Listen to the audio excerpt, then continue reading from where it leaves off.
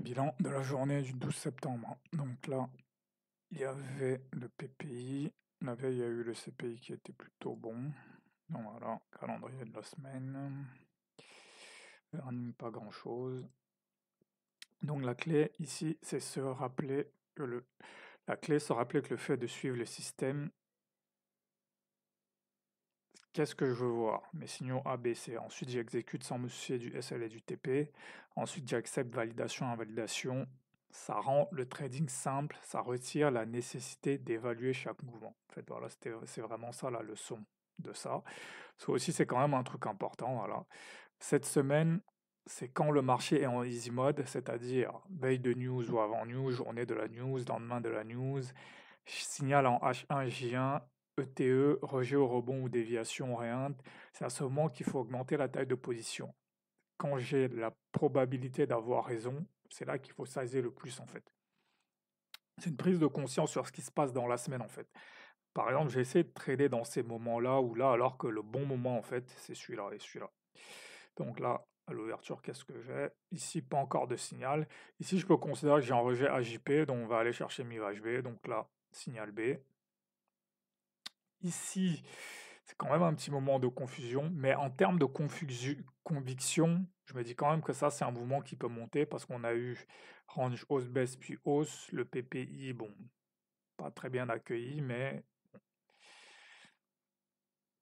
là, ici, je pense que ici, voilà, je joue plutôt ici, voilà, j'achète ici, je rajoute ici, ouais, pas de problème.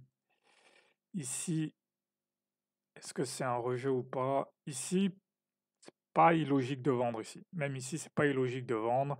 On est descendu, on est remonté, RH50, c'est un bon signal. Et ensuite, ici, voilà, ici c'est intéressant. Là, c'est un RB50, donc c'est du B, voilà. Pareil, ici c'est un peu moins qu'un RB50, mais ça s'achète aussi. Alors là, par contre, là, là, ça devient vraiment une confusion.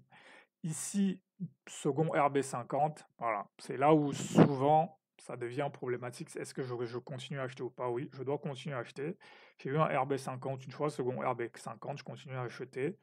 Toujours signal B, là j'aurais pu continuer à acheter, je peux continuer à acheter là. Voilà, et là j'ai mon RR de 1. Là sur le break, je préfère attendre une confirmation plutôt que d'acheter directement le break. Là, j'ai ma confirmation, donc j'aurais même pu continuer à acheter ici. Je peux continuer à acheter ici, ça reste un signal B. Voire même, ça peut même être du A ici, parce que j'ai quand même mes trois indices qui font la même chose.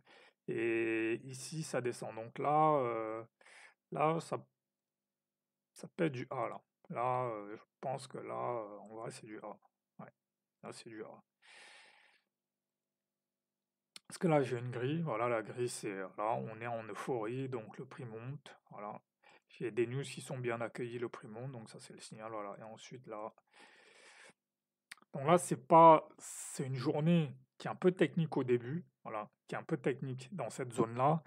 Mais ensuite, là, ce qu'il faut voir, c'est ça en fait. C'est de voir que là, on a eu une phase d'accumulation et là, on est en train d'avoir la phase d'extension.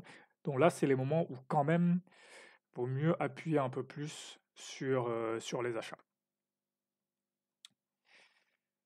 Donc là, si je regarde le dos,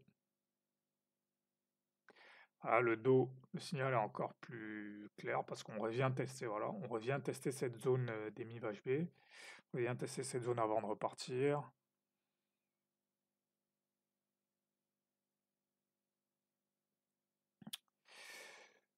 Le Nasdaq, lui pareil, phase d'accumulation, et là on est en train de rentrer dans l'extension.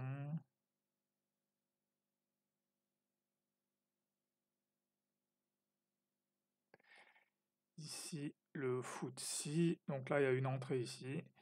Option AJP, test AJP. Le DAX. Il y a une entrée ici, voilà. Il y a une phase de confusion ici. Est-ce que là, on est en train de dévier, d'intégrer ou on repart? Voilà, les confusions maintenant je connais, c'est pas un problème, ça fait partie du jeu.